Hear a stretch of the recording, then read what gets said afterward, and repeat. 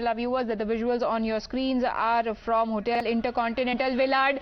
Prime Minister Narendra Modi has reached where Diaspora has been waiting for him since quite a while. Remember, just a few minutes ago, he landed at the Joint Andrews base, and from there his cavalcade headed towards the hotel where he's going to be staying. There was also interaction with the Diaspora that is scheduled for later, but look at the number of people that have turned out to welcome the Prime Minister, to get a glimpse of the Prime Minister.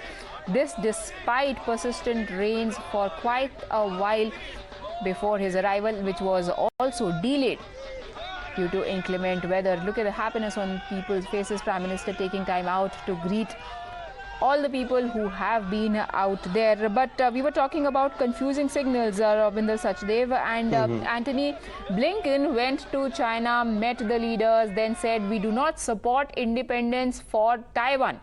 That was one signal, and then now Joe Biden comes out and compares the Chinese dispensation with dictators. What is one to make of it?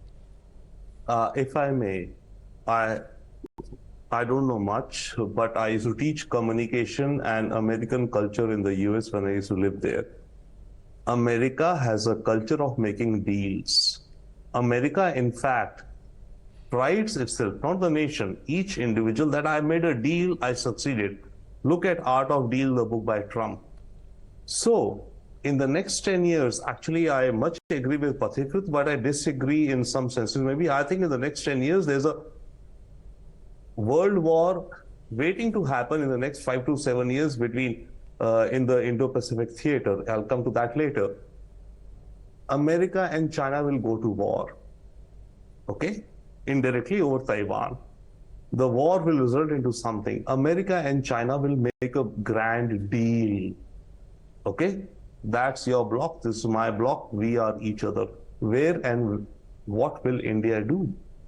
That's a deep question, I think, for India. I'm all for India-US relationships and deeper, and we need that. But in terms of talking about the future, I anticipate, I'm writing a book on this. Right now, we are in the World War, whatever. America is heading into a war in the next 5 to 10 years. You know, Steve Bannon, I don't go much with conspiracy theories and all, but Steve Bannon, Trump's advisor, he had a thesis. I'm kind of coming to believe that.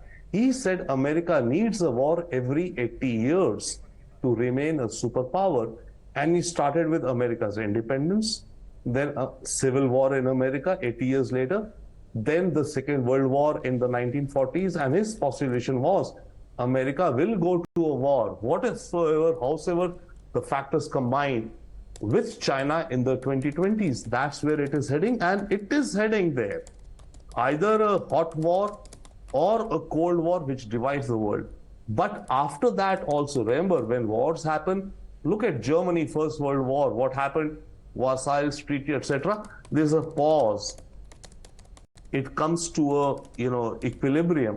America and China deal making will come to a deal. Okay, this is your domain, this is our domain. The issue is America is the world's #1 empire today. China is an emerging empire. America has decided, I will not ever let #2 become the #1. Now the #2 says, man, I'm growing, rok sako to rok lo. This will be a conflict without any doubt, to my mind. I may be very wrong. So in this conflict, but after this conflict also, as any conflicts end, there'll be an equilibrium coming. That equilibrium after the wars will be somewhere where the US and China will come to coexist. Okay. When they come to coexist, where and how are we positioned? Are we only in the American camp? These two guys come to a common deal. Where are we left hanging out there? That's the core element of Indian foreign policy to my mind. We have to protect. America is a great friend, but America makes deals, and every nation makes deals. We are also making deals. We are not going out to, work with any nation unless it's in our sovereign national interest. We are not sending any soldiers out there. America will also not. But till that tipping point, we each will work with each other. So that's the future. But the world of today, America needs India. We need India. By the way, it's a caution I'm always saying, let's not get arrogant. Let us not get, carried away that we are the biggest things in sliced bread. We are a nation with a GDP of whatever, 3 or 3.5 trillion. China is somewhere, America is somewhere. Our defense budget is somewhere, China is somewhere, America is somewhere. Yes, we are punching above our weight. The reason we are punching above our weight is because of, I will not use the term, but let's say our soft power or our wise power, civilizational power, which we saw today. We have to spread this. If this spread, then we can, and that's where we are positioning ourselves. So let us not be, that's my personal view. Let us